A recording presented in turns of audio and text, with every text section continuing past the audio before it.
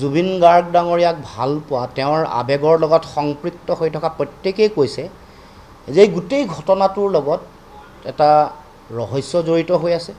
ইয়াক এটা অতি উচ্চ পৰ্যায়ৰ তদন্ত লাগে আৰু যিসকল ব্যক্তিৰ দুখৰ কাৰণে জাতীয় মহানায়কগৰাকী আমাৰ মাজৰ পৰা হেৰাই গ'ল সেইসকলক শক্তিশালী দৃষ্টান্তমূলকভাৱে শাস্তিৰ ব্যৱস্থা গ্ৰহণ কৰিব লাগে। এইটো অসমৰ জনগণৰ হৃদয়ৰ আহ্বান। এইটো সমগ্ৰ পৃথিৱীত জুবিন গাৰ্গ ডাঙৰীয়াক ভাল পোৱা প্ৰতিগৰাকী মানুহৰ সকলোৰে এইটো এটা সকলোৰে দাবী। CBIৰ তদন্ত হ'ব লাগে উচ্চতম ন্যায়ালয়ৰ তদাৰকত। এইটো আমাৰ ফালৰ পৰা দাবী উত্থাপন কৰিছোঁ। আৰু শেহতীয়াকৈ আমি দেখিছোঁ যে যিদিনাখন গোটেই বিষয়টো আহিলে অসমৰ মুখ্যমন্ত্ৰী ডাঙৰীয়াও সংবাদমেলত সম্বোধন কৰিছে। সম্বোধন কৰোঁতে প্ৰথমে ক'লে যে শ্যাম কানু মহন্ত বুলি কোৱা যিগৰাকী ব্যক্তি সেইগৰাকী ব্যক্তিৰ নাম তালিকাত তেওঁৰ নাম হেনো নাই, 14গৰাকী ব্যক্তি। তাৰ পাছত এটা গোচৰ আহিল, গোচৰটোত 4গৰাকী মানুহৰ নাম তাত সন্নিৱিষ্ট হৈছে, শ্যাম কানু মহন্ত, সঞ্জীৱ নাৰায়ণ, সিদ্ধাৰ্থ শৰ্মা আৰু শেখৰ গোস্বামী। এতিয়া আমাৰ প্ৰশ্ন যে মৃত্যু হোৱা 5টা দিন আৰু জুবিন গাৰ্গ ডাঙৰীয়া অসমলৈ আহি পোৱাৰ 4টা দিন সম্পূৰ্ণ হৈছে।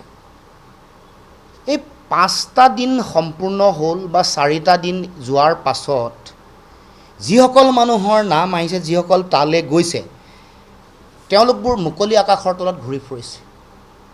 তেওঁলোকবোৰে আহি সংবাদমেল সম্বোধন কৰিছে। তেওঁলোকে বিভিন্ন সাংবাদিক বন্ধুসকলক তেওঁলোকে ইণ্টাৰভিউ দিছে, কথা বতৰা কৈছে। এই গোটেই কথা বতৰাবোৰ আত্মপক্ষ সমৰ্থন কৰিবৰ কাৰণে তেওঁলোকক সুযোগ দিয়া হোৱা নাইনে?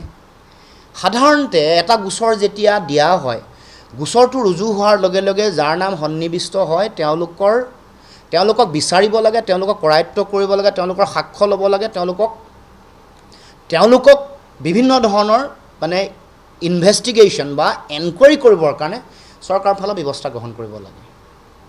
যেতিয়াই তেওঁলোকৰ নাম আহে, তেওঁলোকক যদি বিচাৰি পোৱা নাই তেতিয়াহ'লে ঘৰলৈ এখন নটিচ পঠাব লাগে, পত্নীক নটিচখন দিব লাগে। এইকেইটা দিন মই নিজকে সংযম কৰি ৰাখিছোঁ, এই বিষয়বোৰ অনা নাই, কিন্তু মোৰ প্ৰতি মুহূৰ্তত প্ৰতি নিয়ত মোক সেই কথাকেইটাই খুন্দিয়াই আছে, খুন্দা মাৰি আছে। মানে মোৰ মনত সেই প্ৰশ্নকেইটা বাৰে বাৰে আহিছে, কিয় চাৰিওফালে পিটাই ফুৰিছে গোটেই মুকলি আকাশৰ তলত, চাৰিওফালে সংবাদমেল দিব পাৰে, সাংবাদিকসকলক সম্বোধন কৰিব পাৰে, নিজৰ চাফাই গাব পাৰে।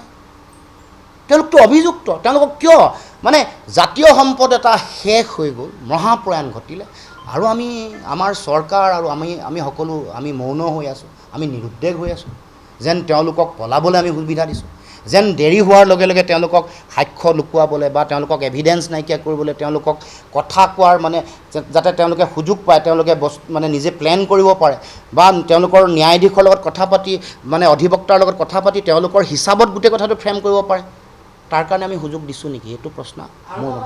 আমাৰ টকা পইচা নি এইবোৰ প্ৰগ্ৰেম পাতিলে, তাৰপাছত আমাৰ সম্পদ এটা হেৰাই গ'ল, কোনো ধৰণৰ ব্যৱস্থা নাই।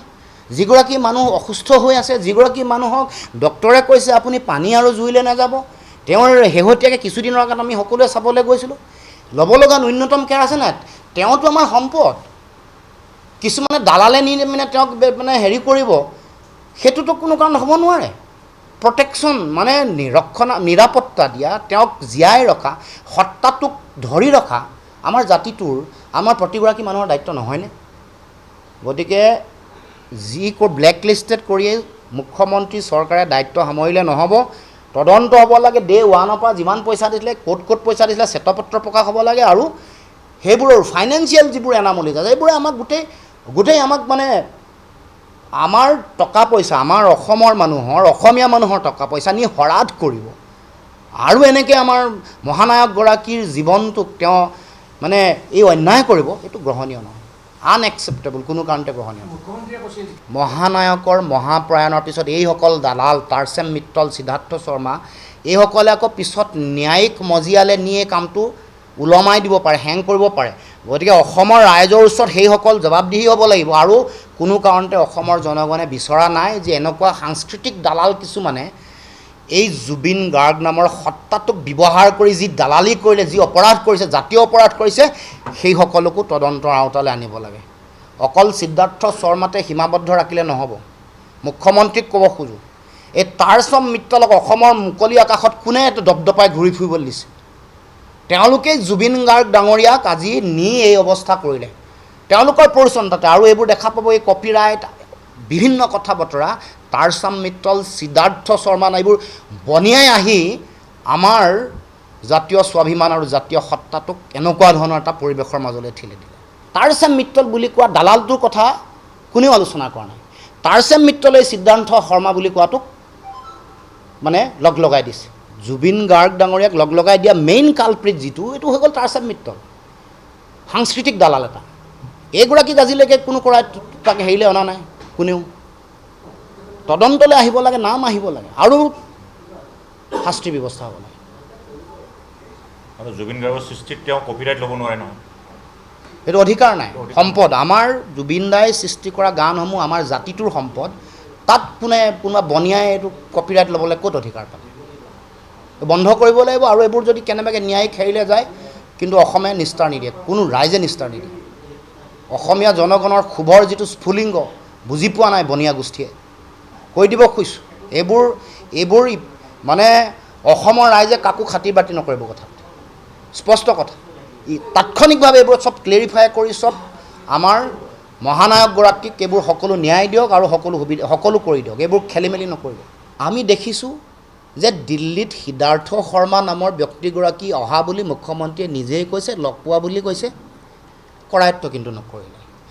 অসমৰ আকাশত যিসকল মানুহ তালৈ গৈছিলে, বহুতৰ নাম গোচৰত নাই, সেই সকলকো মাতি আনি মতাৰ দায়িত্ব হয়নে নহয়? সেই সকলকো মাতি আনিব লাগিব। যাৰ নাম সন্নিৱিষ্ট হৈছে তেওঁলোকেও আজি সংবাদমেলত তেওঁলোকৰ কথা কৈ আছে। যোৱা 3 দিন ধৰি নিৰৱচ্ছিন্নভাৱে কৈ আছে। আজিও কোনোবাই সংবাদমেল দিবলৈ ওলাইছে। এইটো কেনেকুৱা ধৰণৰ কথা? তাৰমানে মুখ্যমন্ত্ৰীৰ লগত ঘনিষ্ঠ সম্পৰ্ক থকাৰ সুবাদতে, মুখ্যমন্ত্ৰীৰ নিকট, মুখ্যমন্ত্ৰীৰ ঘনিষ্ঠ আৰু মুখ্যমন্ত্ৰীৰ পাকঘৰৰ মানুহ হোৱাৰ কাৰণেই এইসকল ব্যক্তি হাৰি গৈছে নেকি? এই প্ৰশ্ন আমি উত্থাপন কৰিব খুজিছোঁ। আমি ক'ব খোজোঁ যে যাৰ বিৰুদ্ধে আঙুলি উঠিছে, যাক সন্দেহ কৰা হৈছে, যাৰ বিৰুদ্ধে গোচৰ আছে, তেওঁলোকক কৰায়ত্ব কৰিব লাগে আৰু তেওঁলোকক কৰায়ত্ব কৰি তেওঁলোকৰ বিৰুদ্ধে বিচাৰ হ'ব লাগে আৰু কঠোৰৰ পৰা কঠোৰ শাস্তিৰ ব্যৱস্থা গ্ৰহণ কৰিব লাগে। য'ত ঘটনাটো ঘটিছে, যিখন সাগৰত হৈছে, যিটো দ্বীপৰ কাষত হৈছে, যিখন য়ৰ্টত তেওঁলোক উঠি গৈছিলে, যোনে য়ৰ্টখন বুক কৰিছিলে, বুক কৰি যোনে টকা দিছে, যোনে লগত লৈ গৈছে, যোনে লগত খাইছে, যোনে লগত তেওঁলোকক সাঁতুৰিবলৈ তেওঁক কৰিছে, সকলো মানুহ ইয়াত তদন্তৰ আওতালৈ আহিব লাগিব। কোনো এগৰাকী বাচি যাব নোৱাৰে। এইটো স্পষ্ট কথা। অসমীয়া মানুহৰ, অসমীয়া জাতীয় জীৱনৰ আৱেগ জুবিন গাৰ্গ ডাঙৰীয়াৰ এই মহাপ্ৰয়াণক লৈ কোনেও লৰা ধেমালি কৰিব নোৱাৰিব আৰু কৰিবলৈ দিয়া নহ'ব। যে নীলা, উঠছ নীলা, তেওঁৰ ভৰিৰ আঙুলি, বুঢ়া আঙুলি পিটিকি দিওঁতে নীলা হোৱা বা বিভিন্ন ভৰিৰ তলুৱা পিটিকি দিওঁতে নীলা ৰং এটা দেখা পাইছে। আমি সেইকাৰণে চৰকাৰক আহ্বান কৰিছোঁ যে আপোনালোকে এতিয়া চিতাভস্ম সংগ্ৰহ কৰিছে, তাত নিশ্চিতভাৱে তেওঁৰ হাড়, অস্থি পাব। 2 এটুকুৰা অস্থি যাতে সংগ্ৰহ কৰি ৰাখে আৰু ফৰেনচিক লেবৰেটৰীলৈ যাতে পঠায়। সাধাৰণতে নীলা যেতিয়া হয় তেতিয়া তাত কোনোবাই পয়জন দিয়াৰ পূৰ্ণ সম্ভাৱনা থাকে। মানে বিষ পান কৰা, পৰিকল্পিতভাৱে বিষ দিয়া শৰীৰ নীলা হয়। সাধাৰণতে এনেকৈ নীলা হোৱা শৰীৰ লিড, LEAD, লিড বুলি যিটো কয়, সেই লিড নামৰ বিষাক্ত ৰাসায়নিক পদাৰ্থবিধৰ উপস্থিতিৰ কথা গম পোৱা যায়। সেইকাৰণে মই এইটো বস্তু ফৰেনচিক লেবৰেটৰীলৈ পঠাব লাগে, সংগ্ৰহ কৰিব লাগে হাড় কেইটুকুৰামান, আৰু স্পেক্ট্ৰস্কপি যদি কৰে ধৰা পৰিব। কাৰণ কোনটো পৰ্যায়ৰ লিডৰ, কোনটো পৰ্যায়ৰ ৰেডিয়েশ্যনৰ গোটেই কথাটো হাড়ত যেতিয়া স্পেক্ট্ৰস্কপি কৰিব এই কথাটো ধৰা পৰাৰ পূৰ্ণ সম্ভাৱনা আছে।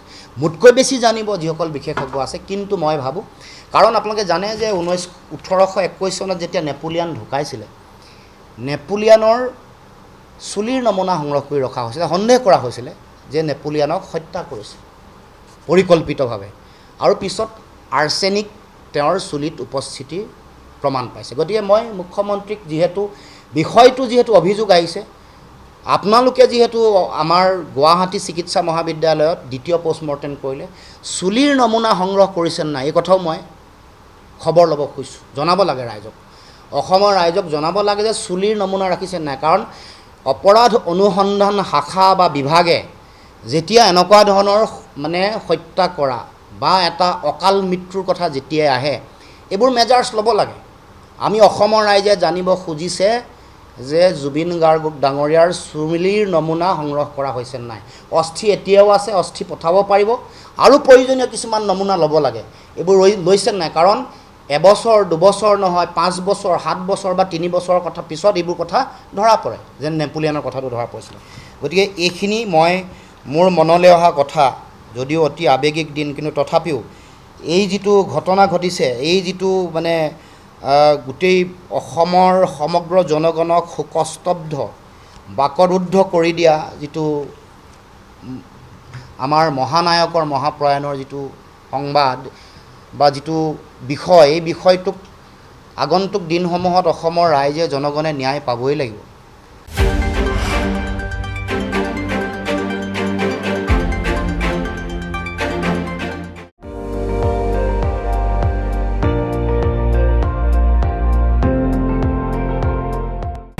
আপুনি চাই আছে ND24, সৰ্বশ্ৰেষ্ঠ নহয় সৰ্বোত্তমৰ দৌৰত।